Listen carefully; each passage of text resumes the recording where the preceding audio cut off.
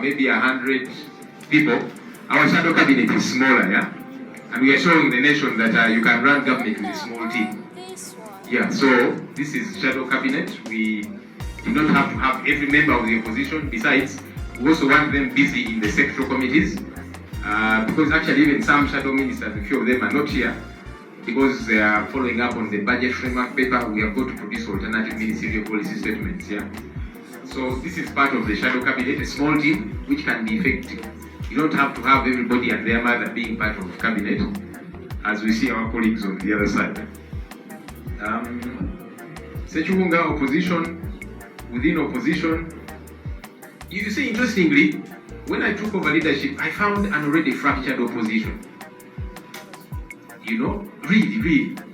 I had taken long without being in a meeting with our colleagues from UPC, including the party leader, Honorable Jimmy Akena. But some of the opposition caucus meetings that I've chaired, he has been in those meetings and he has guided us as a senior legislator and so on. And that was a good thing. Might have a few disagreements, but for me it warmed my heart to see that happen. It had not been happening previously.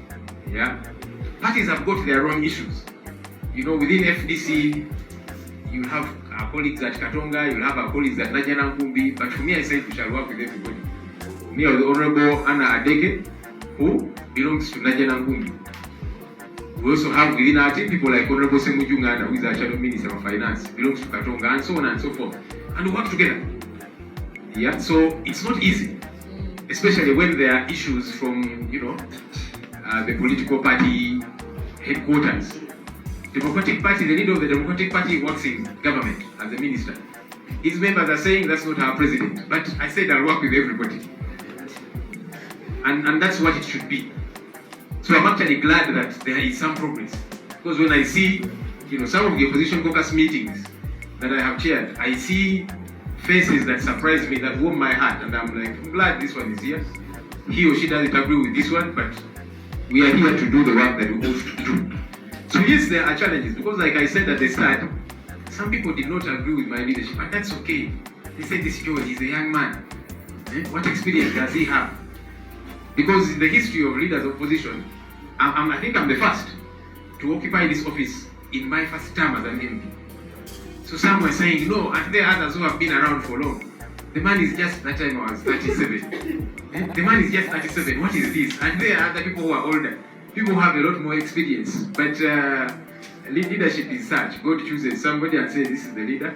But I'm glad I continue to work with colleagues. So there are those who to date, either they felt it should have been them to have this position, so they're not happy that I'm the one occupying it, or they were unhappy that they were displaced and it is Joel in. But we continue to work nonetheless. Yes, some MPs not vocal in committees and so on. It's actually resemblant to what I said earlier on. Whether it be in committees or plenary, there are some voices you expect to speak that don't speak. There are senior people whom you will expect to condemn certain things, violence, corruption, and so on, but they are quiet because of the issues that I elaborated earlier on. So again, it's not incompetence, it's lack of integrity that we need to deal with. Isa asked about electoral laws and so on. There's been talk about electoral reforms, you know, that we should be pushing for electoral reforms and that kind of thing. And let's be honest with each other. The issue that Uganda is grappling with is not a legal issue.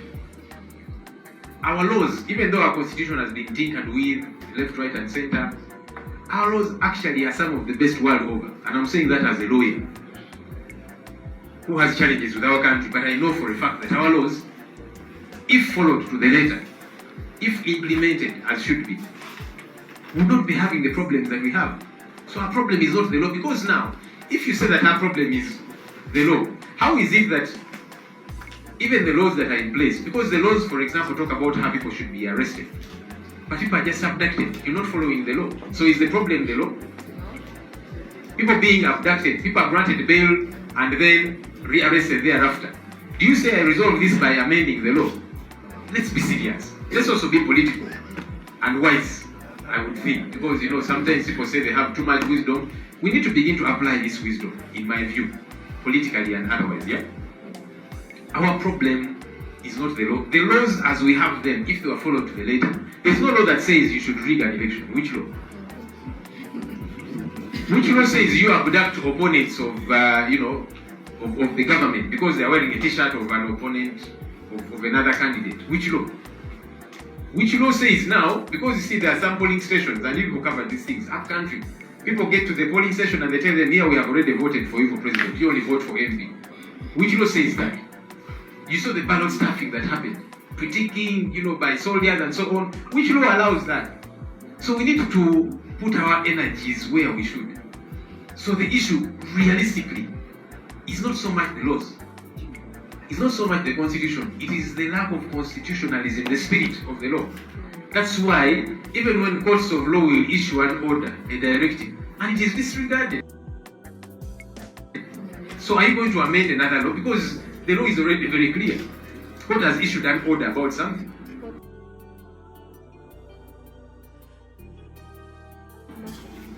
See how the court martial is behaving. So are you going to say, let's amend the law, let's bring a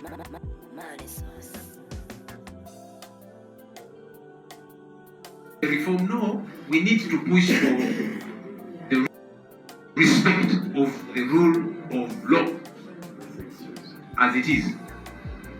So let's focus our energies where we should. Somebody asked about Honorable Segi Nyaberio.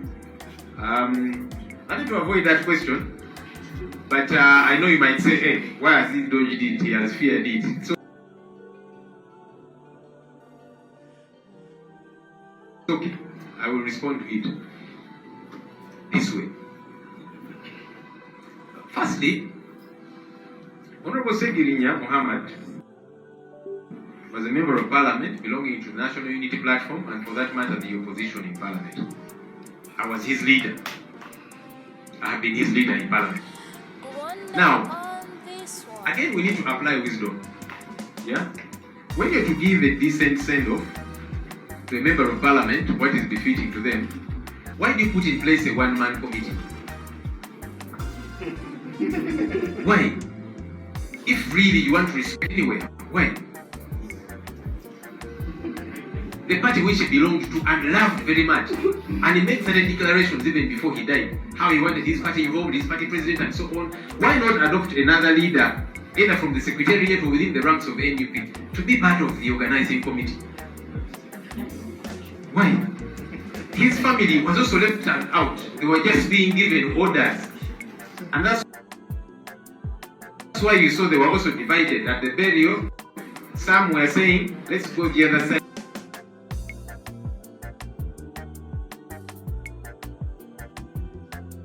Others were saying, let's respect the wishes of Honorable Segirinya as a family, let's stay here. So even the family was divided because you've not brought them on board. That's the mistake that was made. And it was deliberate, I think. So if you want to respect a person like Honorable Segirinya, respect his family, respect his party which he loved, respect the side he belonged to in the opposition. Yeah. But when you decide to put in place a one-man committee, disregarding all the other critical stakeholders, you have a problem. You have not applied wisdom, in my view. That supersedes the wisdom of other people. I have seen some people who have said there are some politicians who need so many years to get to the wisdom that I have. Okay, you show the public that you are wise. Because any smart politician, really, any smart politician, you apply that wisdom. So I think that's the problem that happened from the word go. And that's the response that I have. I think it's Tweheyo who kept shouting, honorable, honorable. I'll not be dragged further in that issue. Ali Mefule, please withdraw. Ali, withdraw. Oh, not Tweheyo, sorry. Jimmy. Yeah, so that's my response to that issue. You might not be happy with that response. You also go and hold a press conference after here, and you say what you want to say. Have you heard Jimmy? I'm going to finish mine in a few minutes. So you will call your colleagues either on the veranda of Parliament or whatever, and you also tell them what you want to tell them.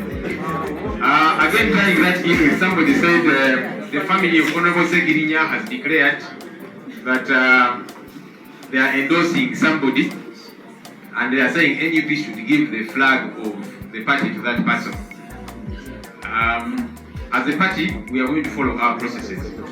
The same processes we followed to eventually get Honorable Segirinya to be our flag bearer, and the processes that we are going to follow to that effect.